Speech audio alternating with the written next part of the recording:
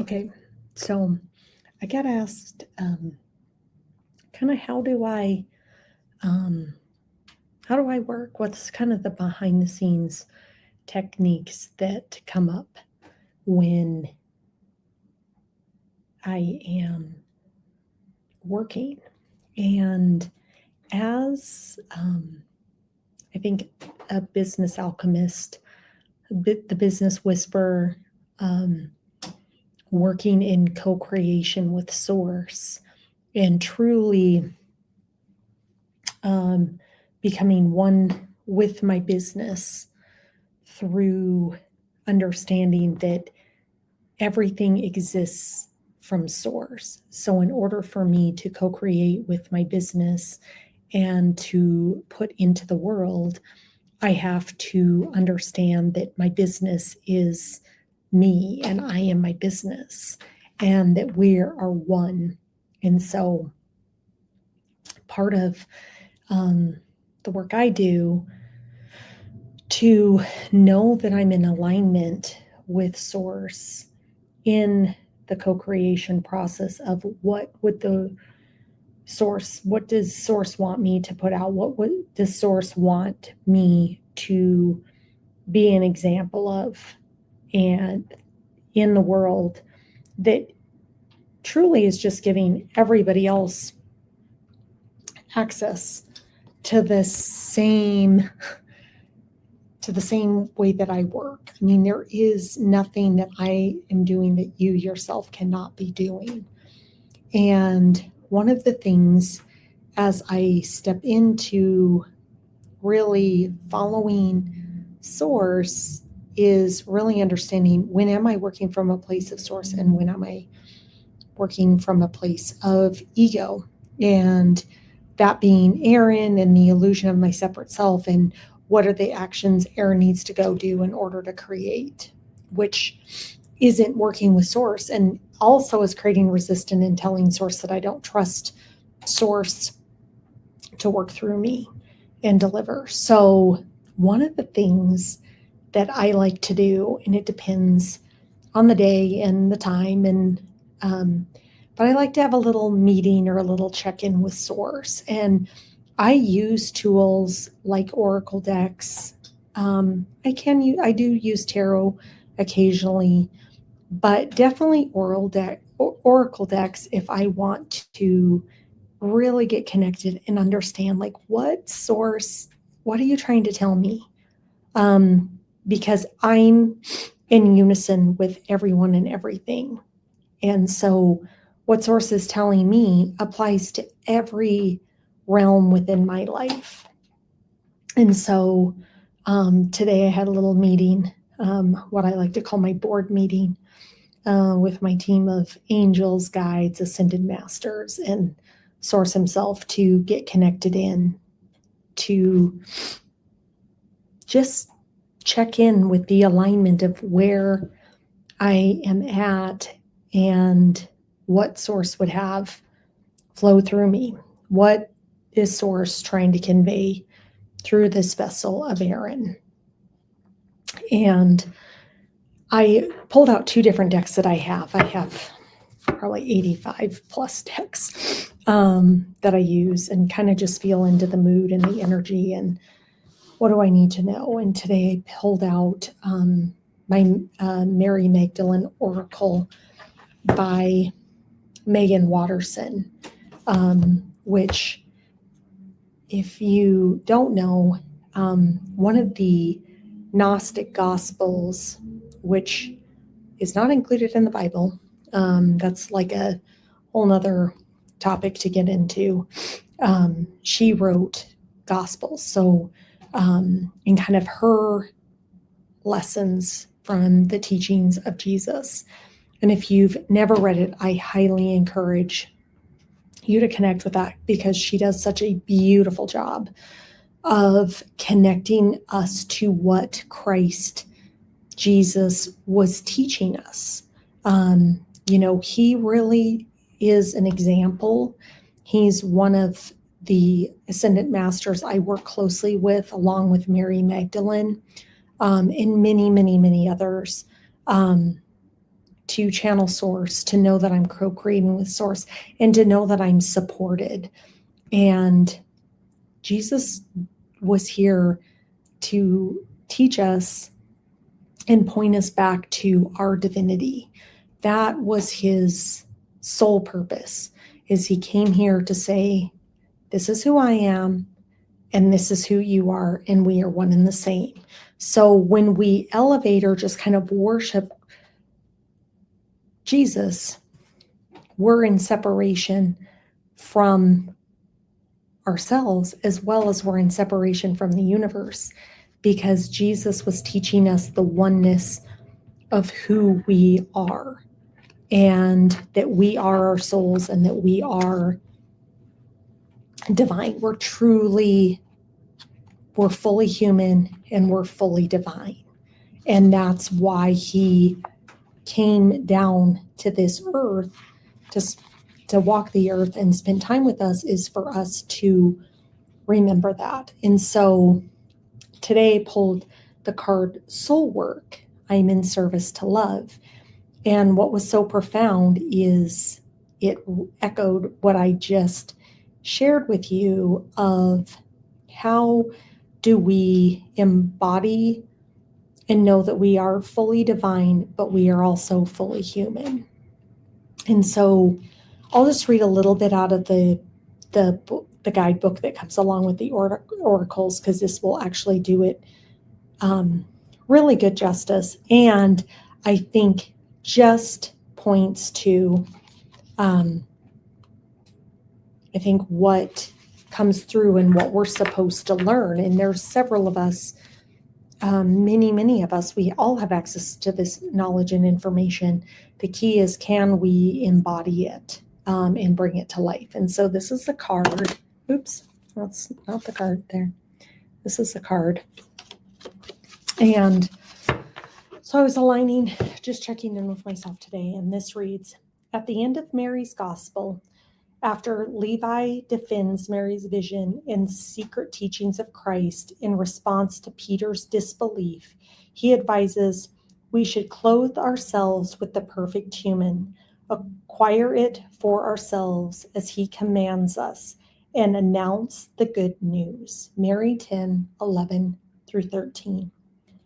We should clothe ourselves with the perfect human means to continue in the way of love, practicing anamnestis, or a living remembrance daily. And when I read that, I was like, oh, wow, we're here to remember our divinity. Like Christ was pointing us, everything that we're here to do, why did we incarnate, is to remember our divinity. We are remembering that we are not only human, the swirling mass of egoic desires, we are also a soul, both. To be clothed in the perfect human is to be rooted in the awareness of what it means to be anthropos, fully human and fully divine. This is what Mary teaches, that Christ embodied, the unification of self and soul. I love this directive at the end of Mary's Gospel, because it reminds us to strip away at the ego. In order to clothe ourselves with the perfect human, we have to continue to get naked, to allow the layers of the ego, the limiting the belief, the old stories we've told ourselves 1,000 times to fall from us, so that what remains is just the radiant soul of love. This way, when we do put on the necessary clothes or egoic state that we have to wear in order to function in the world, we are less and less confused about what they are, just clothes. These garments of the ego are not our true self. Our true self is the soul. The soul work is Levi's call for us to clothe with the perfect human is for us to acquire it for ourselves as he, Christ, commands us. This calling for us to do the work ourselves, it's not enough that Christ embodied the perfect human, the wholeness of self and soul in a state of union. We also must devote ourselves to the soul work of becoming one from within.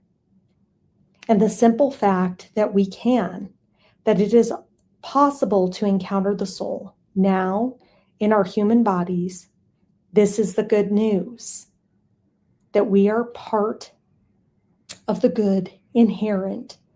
This is the great truth that we are meant to announce by becoming this truth ourselves. And something to inquire on, what work does my soul want me to do in this moment? And so I had checked in this morning as I came into my office and got rooted in my day. And that really guides me when I think about what work does my soul want me to do in this moment. And really, that's an inquiry we can all check in on and honor and go, what is my soul asking me to do? And am I then doing what my soul is asking and acting from that state of alignment? So again, that was the Mary Magdalene Oracle by Megan Watterson. And if you haven't and would love to, I think, just expand your knowledge on the teachings of Christ, I would really encourage you to check the Gnostic Gospels out, the Gospel of Mary Magdalene, the Gospel of Thomas. They come from the Dead Sea Scrolls and are just, they're beautiful. They actually align and are really come from the teachings of Christ. The other one I'd encourage you to go look at is the Essene Gospel of Peace. And that's, Jesus was an Essene Jew. And they were very mystic. They were mystics. And they, you can see the traditions from all the other Buddhism, other religions that are intertwined and really came through Christ, which really points to the oneness of what's really going on here. So that's a beautiful book that's really expanded my knowledge of just understanding Jesus and Jesus's teachings and how we truly embody becoming the vibrational state of what we are here to be, which is to be like Christ, to be fully human and fully divine, as Mary pointed to. So I would check that out as well.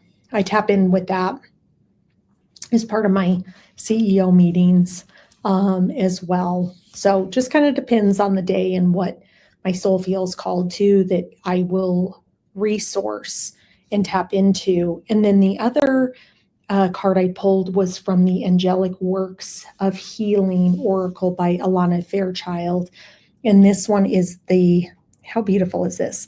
Manifestation Blessings for Progress. And so I pulled those two cards to kind of start my day, check in with the board and the CEO to find out, what did I need to come into alignment with to go act in the world for the day, to be in service of Source.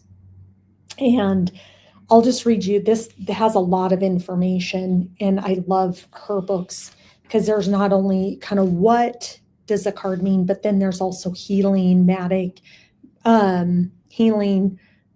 manifestation. And this one is obviously working with the angelic realms, so your angels. So this one reads, It's card number 41.